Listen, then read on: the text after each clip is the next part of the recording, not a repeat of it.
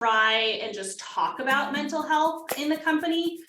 We offer paid mental health days and we encourage people to use them. So if someone goes to HR and it's like, oh, like my uncle just died, I'm just having a hard day, I wanted to give you a heads up in case my work like seems a little lackluster, she will say, like, take a mental health day. That's why we have them. Go rest, like lie down, do what you need to do.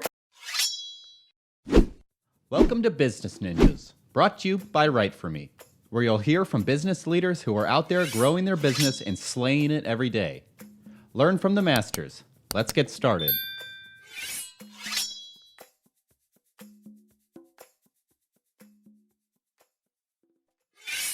Hey everybody, welcome back for another episode of Business Ninjas. I'm here today with Lauren Eagan. She's the founder and CEO of Eagan Immigration. Lauren, welcome to the show. Hi, thank you. Yeah, excited to have you. So Lauren, why don't you start and tell us a little bit about yourself? Sure. I'm the founder and CEO of Eagan Immigration. I grew up on the West Coast, moved to the East Coast and started the company in Washington, D.C. in my late 20s. Since then, I've gotten married, had 2 kids, and continued to grow the company at a pretty fast pace, actually. So it's been a cool experience to see my personal life evolve so much, kind of alongside the company's growth. Oh, that's fantastic. I love to hear that. So tell me a little bit more about, Eagan Immigration. Yeah, Eagan Immigration is an immigration law firm, and we are nationwide. A lot of law firms are state by state, but immigration is federal law, so that allows us to practice around the country, which is really cool. We are almost 100% remote, which is somewhat rare for the legal field still, but it's working really well for our team. We have a really strong company culture, and so we're able to work remotely and still feel that sense of connection that a lot of companies lose when going remote. And our primary client base, it's immigrants, and typically we have Spanish speakers, and most of our clients have been the victim of some sort of abuse or trauma, things like that. So it's a very humanitarian focused practice. I think I may have mentioned off camera that I have my MSW. I was a master of social work. So, certainly that is something that, a cause that's near and dear to my heart. So, one, I just want to say I appreciate the work that you and your team are doing just out of the gate. So, you mentioned company culture, and I imagine too, when you're dealing with victims of crime, not only, you yourself, founder and CEO, but also, your employees are also dealing with secondary trauma. You mentioned having a strong company culture. How do you work to mitigate, those traumas that your employees are hearing every day? That's an excellent question, and you're really on point with that issue. There is a lot of secondary trauma working with these humanitarian cases. I've experienced it myself. Many of my employees experience it. So we have a couple of therapists that we contract with, and we offer individual sessions up to a certain number that the company pays for each person on our staff. And then we also offer group therapy sessions. And then once our staff members have used up their individual therapy sessions, they can continue therapy with that therapist at a very reduced rate. So the way these therapists work is they charge based on your ability to pay. So that is really cool because we have staff around the world. So a person working in India, for example, isn't going to be able to pay the same as a person working in New York. Mm-hmm. So it's nice to have that really flexible option for our clients or for our staff around the world.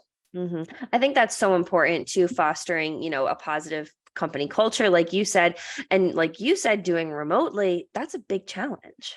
Yeah, absolutely. And we also really try and just talk about mental health in the company. We offer paid mental health days and we encourage people to use them. So if someone goes to HR and it's like, oh, like my uncle just died, I'm just having a hard day, I wanted to give you a heads up in case my work like seems a little lackluster, she will say, like, take a mental health day. That's why we have them. Go rest, like lie down, do what you need to do.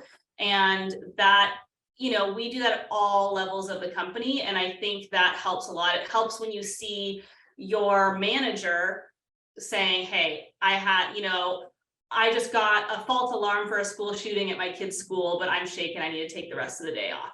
when you see that from your manager, then it makes you feel as maybe a lower level employee or a newer employee, like, okay, I can do that too if I'm having a hard time. Yeah, I think that's really important. And being able to foster, a space that people can talk openly about mental health, openly about their challenges is, something that is hard to find within companies. But I think, companies are definitely doing a lot better. And, I imagine too, as founder and CEO, practicing your own self-care is probably crucial as well. Absolutely. I'm doing personal therapy, I'm in marriage therapy, and that's just like part of my regular schedule, whether or not things are going great or things are going tough. For me, that's just part of my healthcare routine. And then going to the gym, trying to go every weekday, get outside. On my personal Instagram page, I'll occasionally post things like, hey, I'm out in the woods today. I was having a really stressful day at work. And instead of like curling up on the couch, I was like, I'm just going to get outside, because that helps me reset a lot versus curling up on the couch and wallowing, like just getting outside, having a change of scenery. And sometimes it's hard to put on your shoes and do that, but I try really hard to remind myself, okay, just like get a change of scenery. It will help. You don't need to like grind and hustle right now if you're having a hard time. Because, you used a word that, I don't use often. I try not to, but saying lackluster, saying like your work is lackluster. And, you said it perfectly, saying, some days people are just off. And rather than kind of forcing yourself through it and, perpetuating the cycle and making it maybe worse the next day, being able to recognize like, hey, I gotta check out today. I gotta recognize where my lights are. My lights are not on right now. Right, exactly. And there was definitely a time personally where I was losing my drive for working for the company. I love the company. I love our company culture. I love the growth, but I personally in my role was not feeling fulfilled.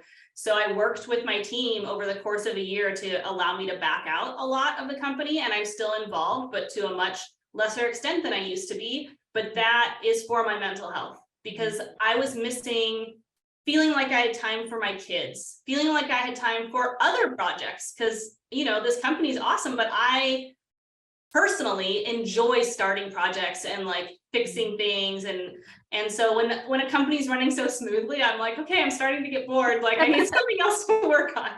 So it's just recognizing that in yourself too, like what makes you happy, what makes you feel fulfilled, and you don't necessarily have to stay on the track that everyone expects you to be on.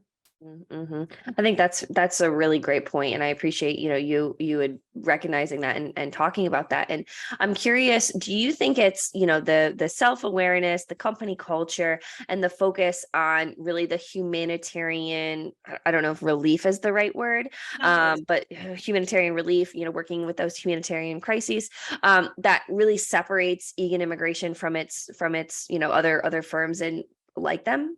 Absolutely. I know that there are some firms trying to that focus on this a little bit, but I have yet to see in my interactions another firm that is simultaneously focused on their clients' mental health and their clients' well-being and kind of this humanitarian focus, and their employees' mental health and employees' well-being. I usually see one or the other.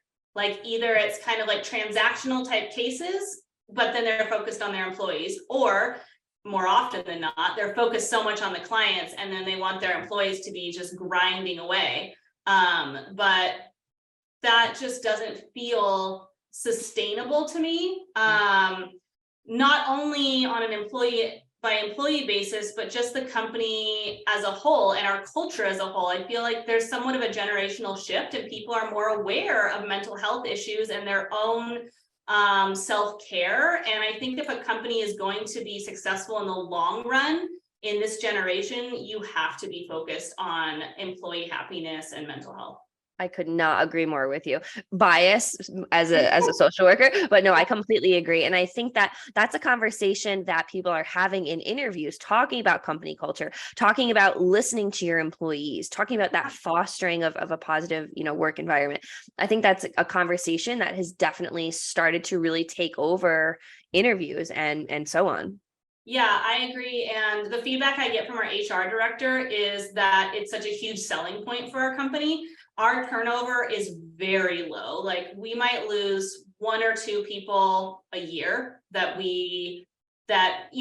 for a reason other than, hey, I'm making some life change, Yeah. for a reason of unhappiness, I guess. And I think that is because like they know coming into the company that they're going to be supported. And a lot of times they don't really believe it. That's the feedback I get. They're like, okay, yeah, I'll see this in action. But then they do see it in action. And so even if they don't necessarily like the work that they're doing, they feel so supported and they feel like they can ask like, hey, when there's an opening on this other team, could I move to this other team that has work that I enjoy more? And they'll get it. Like we want people to be happy. So that is great for our retention and employee happiness because they know they have that support. I think that's terrific. Well, Lauren, as we start to wrap up this conversation, is there anything that you want to leave our listeners with, whether it be about Eagan immigration, immigration law, federal law, anything that you want to leave our listeners with? Any advice? Any advice? I mean, less about law and more about company culture, which is what we've been talking about. My advice would be to invest in your employees, invest in their mental health, invest in their happiness, pay attention to the way people are talking to each other in the company and try and foster a supportive environment. I think a lot of employers are worried that all of these steps are going to be costly, but they aren't. Honestly, they are not costly, and it will make your company such an enjoyable place to work. I think that's fantastic. Well, Lauren, I think this has been a terrific conversation about mental health, fostering, a positive company culture. I think this was really impactful and informative conversation. And I really appreciate you being on Business Ninjas today. Yeah, thanks for having me. I really enjoyed it. Yeah, great to have you.